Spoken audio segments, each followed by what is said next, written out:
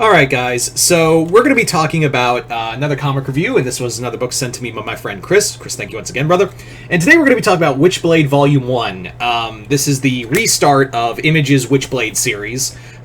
Basically, it's like a whole-ass reboot. Like, I didn't realize that they were I was not aware that Witchblade was getting rebooted. I knew it was getting renumbered. Like, I knew that was going to be the case.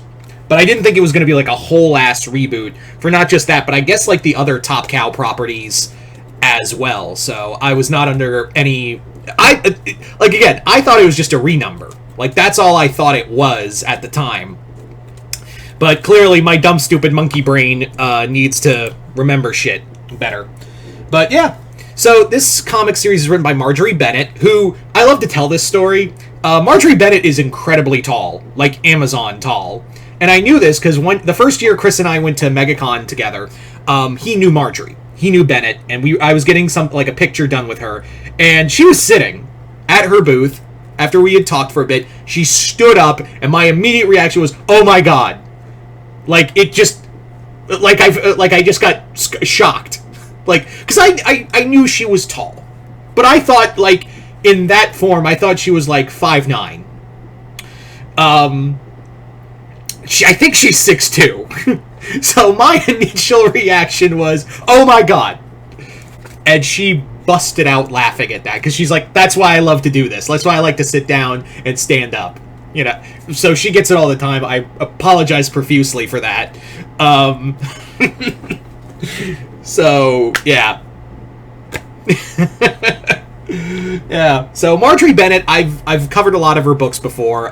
The recent ones, I think, were the Justice League Ruby crossovers. I know she did the Ruby comics solo as well, but she also did the two Justice League Ruby crossovers as well. Neither of which are great, but I don't hold that against her.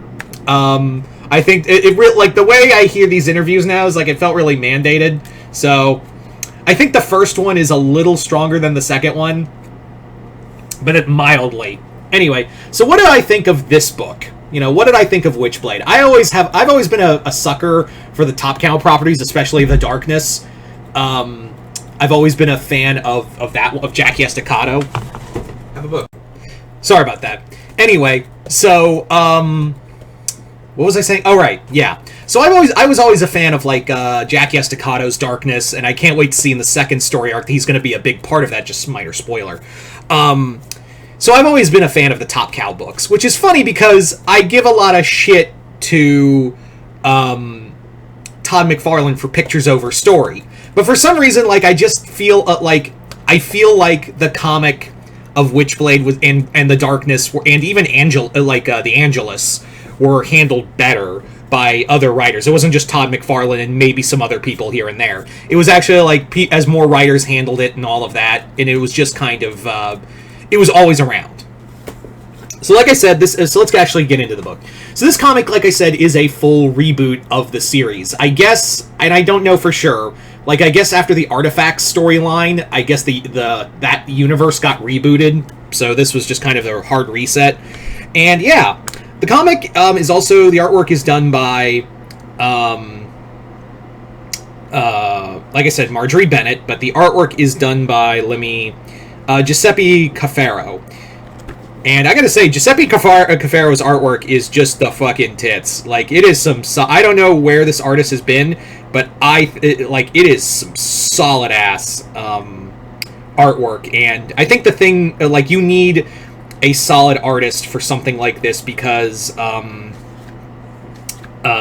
Witchblade and the Darkness are very like these how they utilize their abilities is very wispy and twisted. So you need someone who can do like all these like lines and how it's basically living armor. You gotta showcase that, and like it's books like this. Even though yes, I hate when you have to turn the book like this. It just kind of showcases how good it is. I know also some people are going to be like, oh, the armor covers everything. You know, what's the point? Who cares? Also, for those wondering, yeah, Marjorie Bennett has no problem talking about women's sexuality. Like, there's a whole part of this book, and I'm actually going to go into this a little bit, of, like, she hooks up with a guy, and it's in the book, Sarah has a bigger orgasm than the guy does, and the guy is just pissed off about that. And I'm like, wow, I've never seen like Marjorie Bennett is more than willing to talk about issues with women and also women's sexuality. I've noticed that in a lot of her other books too, where she's totally fine with that. Also, thank you for also thank you, Bennett. One of the things I really liked about, just sidebar, was how she managed to address Blake and Yang's relationship before that got official. Is basically like, just fucking get to the point. So thank you, Marjorie, for that one. But like I was getting back on, I was like, because here's the thing, and I was talking to my girlfriend about this, was that has been a thing I have seen with men where they get mad. I've seen people online talk about it. I've actually had friends who are angry at the thought that their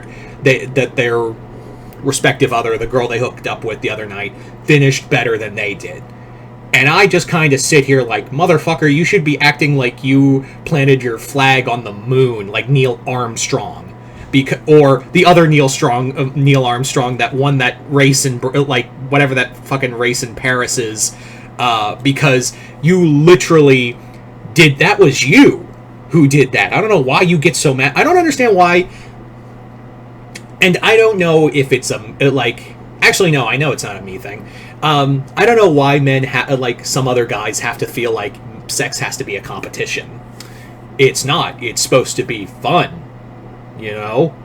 Just saying. So I just had that moment. It was like, that was a very real moment for, like, seeing that portrayed in a comic. It felt like very real to me. There's also like some shit in here that Marjorie gets to talk about through Witchblade, because Witchblade was meant to be a sexualized character. Let's not beat around that bush either. She was meant to be, Sarah Pazzini was meant to be a character who was meant to be like a sexy image, like for sexy cosplay. And there's actually like some dialogue in here. One I really think of is this. I'm going to read this to you. I think about all the early, miserable, wretched chapters of my life. Girls, you learn early, you are a thing. Strangers pinch your cheeks, fondle your pigtails, men shout at you from cars before you're even turned 10. Men follow you through the aisles of bookstores before you're 13. Your body is public property. He said, she said. You own nothing. You are nothing. And there's stuff like that in here. And I know that's not like a alien concept. You see that in other books. But like to address it in Witchblade. And they actually like do talk about the thing of like having the Witchblade is like having sex. And Marjorie doesn't try to retcon that. She actually like owns it as part of like it's women's sexuality. So I like that it's not like treated like gratuitous like it used to be. As much as I love those books, and I'm a guy, so of course I'm just like it's a naked lady have orgasm with unnatural Lovecraftian armor. But at the same time, it's kind of cool that they didn't try to retcon that. You know what I mean? Like, I'm glad they didn't try to like Marjorie and the rest of the creative team here didn't try to like hit the reset button and be like just women's empowerment, all that. No, you can have like empowerment and still have that sexuality. So I like that. The story, I know I haven't really talked about the story, but it's nothing different. Like, this is just Sarah now. If you know Sarah Pazzini's story, you know this comic. And the only difference is, and they did do it in the original comic, but not for a lot. The only thing is that we have, I'll run by it real quick. Sarah Pazzini's a cop. She was given she found the Witchblade. It bonded to her, and it's this ancient living weapon that bonds only to women throughout history. So Sarah gets it, and this other guy, Kenneth Irons, who's kind of like a Lex Luthor type character, wants to own her and enslave her and use her like a weapon, and also have the Witchblade. And he has a manservant named Nottingham. And Nottingham and Sarah and Nottingham have kind of like this enemies to lover kind of relationship. But we all know, like, if you knew the comics, then you know she ended up with Jackie. So I imagine that's going to be the case too, because it's very clear that like Sarah is well aware that Nottingham is an asshole and willing to betray her. So she's like one step ahead.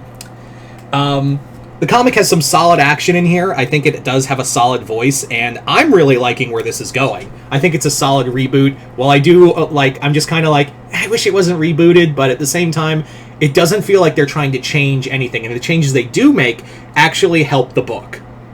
That's what a reboot should be. Looking at you, New 52. So yeah, I recommend this book, and I'm really excited for the second story arc, which is going to be very darkness-centric. I'm very hyped for that. So yeah, Chris, thank you once again for this comic, and if you've read the new volume of Witchblade, let me know in the comments below what you guys thought of it. Just comment below, let me know. Other than that, hope you all enjoyed this. I'm Mr. Multiverse. I'll see you next time in the Multiverse.